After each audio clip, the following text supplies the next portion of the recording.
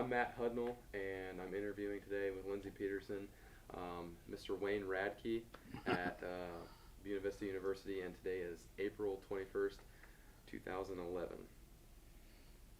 Mr. Radke, did you enlist in the military or were you drafted? We volunteered for immediate induction, Volunteered. What year was that? 1943, in October or September, somewhere in there. And what branch or what part of the military did you serve? The Navy. Yeah. What were you doing before you enlisted? I was a farmhand. Farmhand. Mm-hmm. Where did you do most of your training? In the service, you mean? Yeah. It was in Idaho, Farragut, Idaho. What was training like? What was a typical day? Just we was taught to swim more and basic like lifeguard things a little bit. We didn't do any shooting, any guns or anything, have anything like that. Then just Navy ordinances, stuff like that. Teaching us the basics is what it was. Just a military life and how to obey things and that. Were you glad to be in the Navy or? Yes. Yeah. Yeah.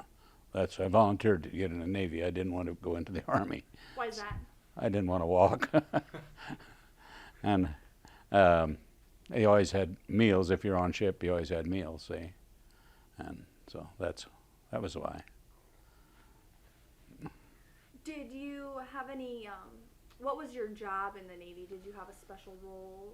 Or? I took some tests when I was in Farragut, and I passed the test to get into University of Minnesota to be electrician and be electrical in the service on the ships. And while I was on the ships, then I took a little more training, and there at those times, see, the ships came out with no radar. So we had to install radar on these ships.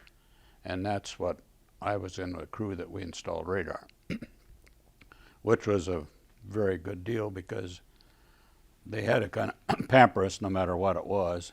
And we went on to the hospital ship USS Mercy, and we went right into the captain's quarters and stuff, and they said, don't they have first right? They could go ahead and do what they wanted to do, to run the cables through and stuff like that. So that's what we did. So you went from ship to ship? Yes. Mm-hmm. When I first went overseas, we ended up in New Hebrides, and that was just more or less a de-embarkation point to where I was going to go, more or less. It took a long while to get there because for about a day, we could not have anything running on the ship because they had submarine sounding.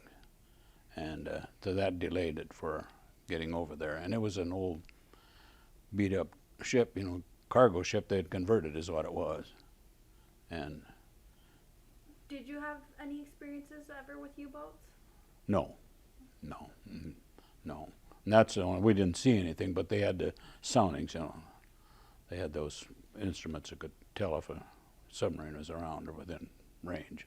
Then they had to turn off all electrical things or all motors and stuff because we ate cold sandwiches what you could have. And when we got to New Hebrides, then we were just there for about a week or two, and then headed to New Guinea for a destroyer repair base, and worked in there for a long time. Went on ships to closer islands, and you'd stay aboard the ship and be working there. And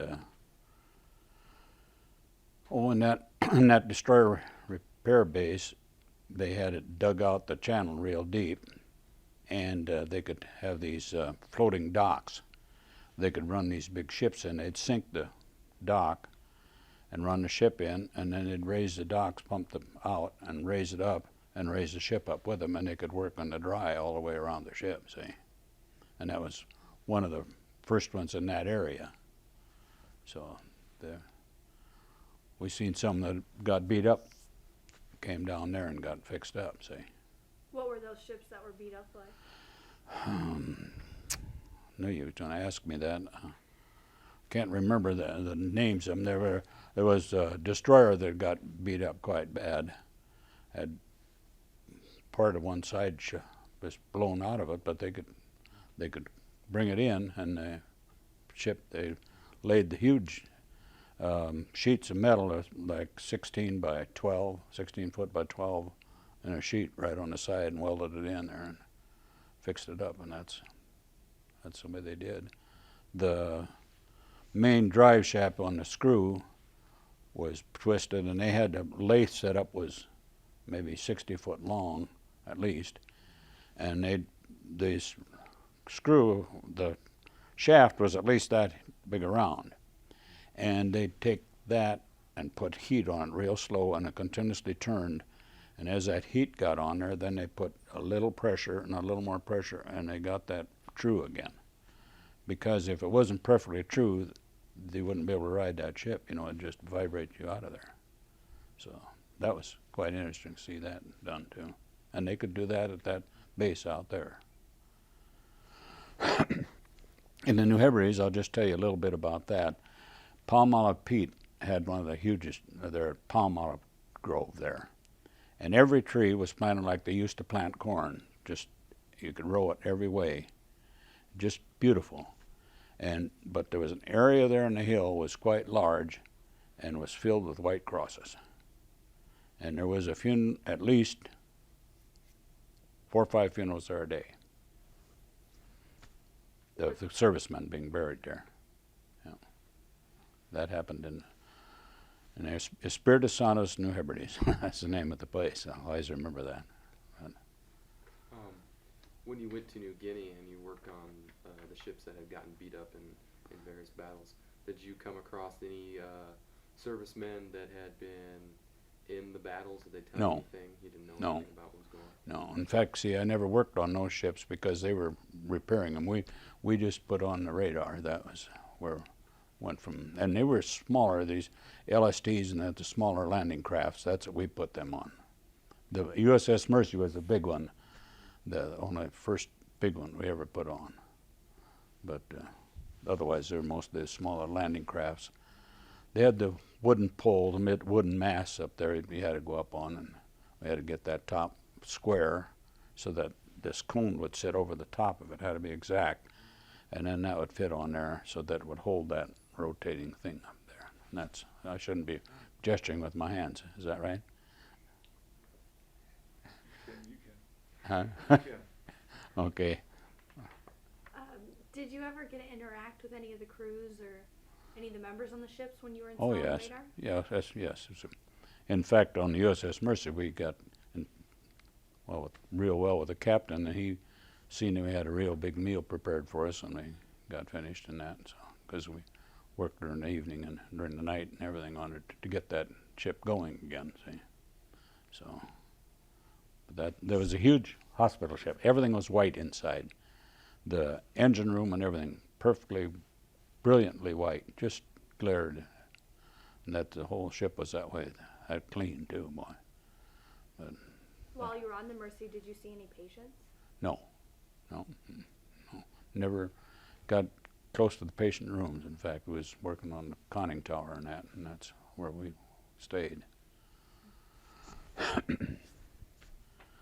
Where did you go after New Guinea? Did you go anywhere else? Yeah, we worked in a number of islands there in the Admiralty Islands, which is a chain of islands, and through that, and then finally ended up in Philippines.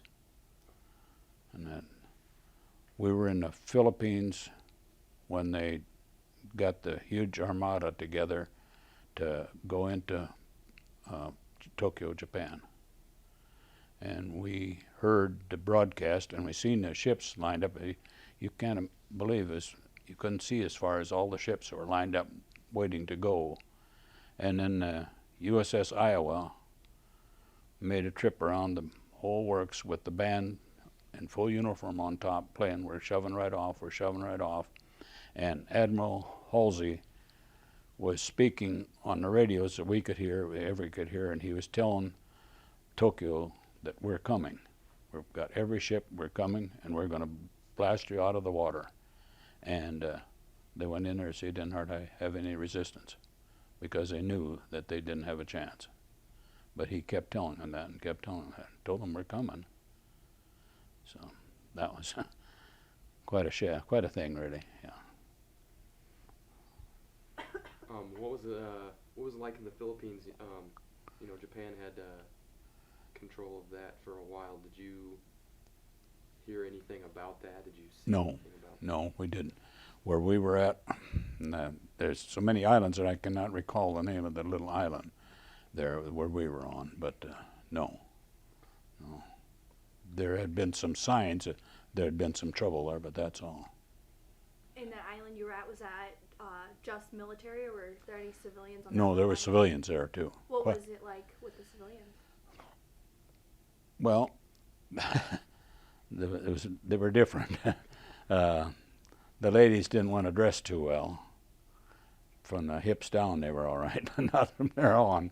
And they were all there, and they all had, a lot of them were coming with like a big platter that fit on top of their head, and bananas stacked way up on top of there, and 50 centavos, 50 cents, you could get that whole stack of bananas. They were walking around selling that. But that's... Did you ever get to talk with them? Oh, yes. Oh, yeah. They were around you all the time. Wherever you went, they were trying to sell their products, Yeah. It was a little different system over there, but that's the way it was. Did you have any interesting occurrences or stories that you could tell us about that time over there? Did you have anything interesting? Well, I do remember in New Guinea, we were trying to, there was another area up above in there, and there was a lake back there. But we were to run some power back past through there. And there was a guy that was native down there. He had been fishing, and he had a bunch of fish. And he laid him down there and went somewhere else, and another native came down there and picked those fish up and started taking off with them. This guy came back with a machete screaming through the woods after him, and we seen him tear. That was kind of interesting. We was running wires up through there and seen some interesting things back there. There was a lot of monkeys and that around there. And these very fancy macaw birds, macaws, and those just thick back there. Really, a lot of them, beautiful birds. Was the whole area pretty beautiful? It sounds like it was a Well, lot of nature. yeah, yeah. There was jungle-like. It got real thick jungle in there, but and that's why these birds are there, because they're so thick, and monkeys and everything else. How did you get around through that area? We were just on the edges of it, see, where they had made growth or something, but otherwise, no, you couldn't go back through there. You'd get lost pretty quick. Where we was running that power line up through there, they had kind of cut a little path up through there, and so. How long were you in the Philippine island chain? I couldn't tell you. I was overseas for 18 months, and that was the last end. My longest time was in New Guinea. That would have been about 9 months, I suppose, to a year, somewhere like that in New Guinea, or in that area. Where did you stay? Did you guys stay on the ships, or? No. Some, no, not normally, no. We there had barracks there, and we stayed there. What were those like? As barracks, there was no windows or doors, but there was a roof and overhangs so that the rain wouldn't blow in on you, because it rained a lot there, and it was real hot, so you had to have ventilation, and that was on the way. And it was 2-story, and you begged to be on the top, because there was old wooden floors that were not sealed real well, so everything went through. if your bed was down there, you'd have to shake it off at night. So, but it was very livable. How did you guys pass the time when you weren't installing cables in the radar system and stuff? BSing, and like that, like any normal people would. I know when, see, there was no restrooms or stuff there, but then they built the Hughes, and this you'll enjoy seeing. They took a bunch of 50-gallon drums and cut them in half lengthwise, welded them all back together, and they had a string of about length of this building at least, and they was all on one string. Water ran down through there. There was some wood pieces over every once in a while. That was it. That was your private party right there.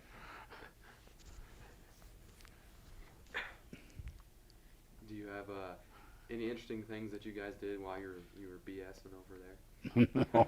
No, not really. That I should remember. No.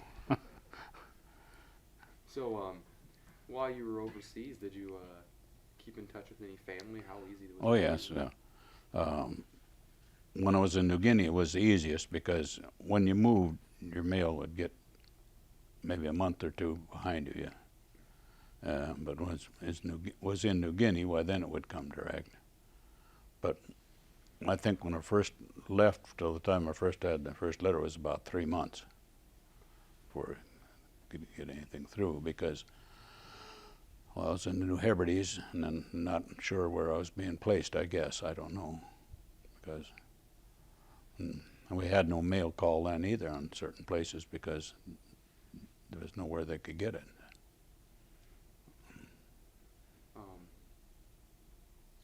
We're going to backtrack a little bit. Where were you? I forgot to ask this. Where were you in Pearl Harbor when the Japanese I was attacked Pearl Harbor? in the United States, in Iowa. Okay. Yeah. What did you think of that, you and your family?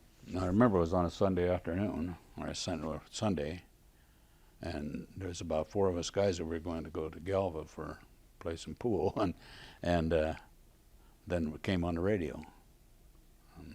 We couldn't believe it, and so then I remember that real well. Did you have any family or friends that were in the military at the time that you knew? No, not at the time. No.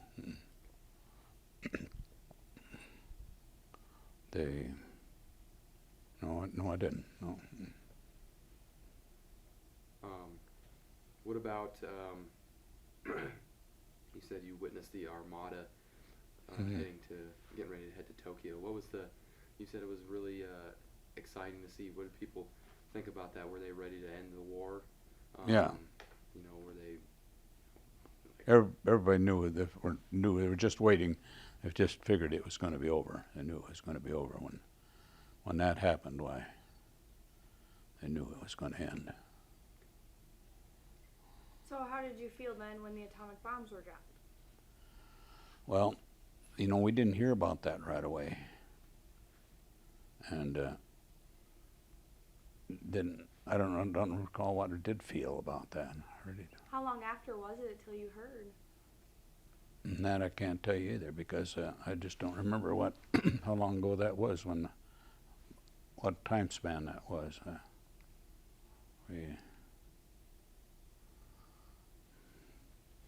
It was, that's been a few years ago, and you don't always remember all the things.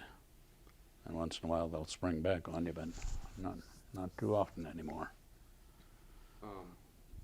When the ships left, how long were you still in the Philippines after the war ended with Japan? Well, I'm trying to think the date. When was the war over? I got back into the United States in 1945, Christmas Eve. Okay.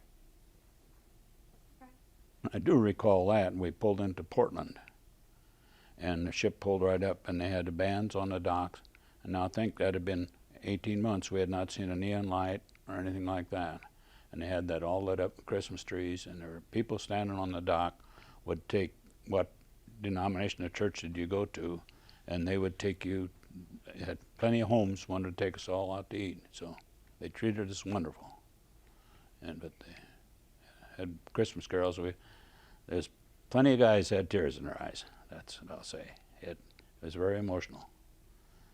Because if you haven't seen a light like that or none for that long a time, and then blare into there, well, the first thing, see, when you went overseas, there's no light above ship at night.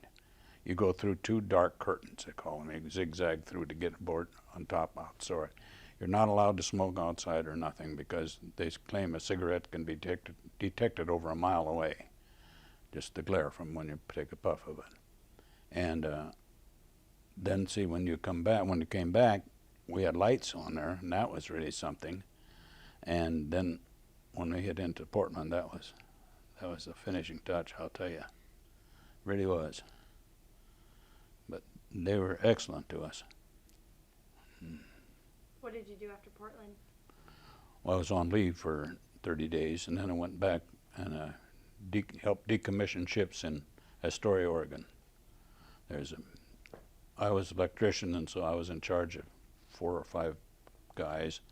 We had to take all the electric motors apart and clean them up and put some Vaseline and stuff on them so that no rust would get in them, and put them back together. I said I had my name signed on how many sheets there. That was my tags they had to put on each ship, on each motor and stuff. That was in charge of decommissioning that part of it. How long did you do that? I did that until June, I think it was. Let's see. I think it was in June when I got back. Yeah. What did you do when you get back? Did you go back to farming? Yes, I went back as a farmhand, and then got married in next March. So. Did you take advantage of any GI Bills or anything like that? Any what? GI Bills? Well, yes, I took part in some of them. Yeah, they had some for starting farmer. I think they had something like that. I don't recall what others. But that's, yes. We were well treated. Weren't paid overpaid when I was overseas, but that's nobody else was either. So. Did you ever consider going back and looking at where you've been when the war was over? No. No, not really. No. It would be very, very pretty. New Hebrides would have been beautiful. And I don't know about all the others. Do you have any other interesting stories about your time overseas that you can remember? Or anything you'd like to add? Yeah. No, not really. Like I said, see, I seen no action, and we were close, but I mean that's close counts, but it don't count. It was enough for our attention, but that's it.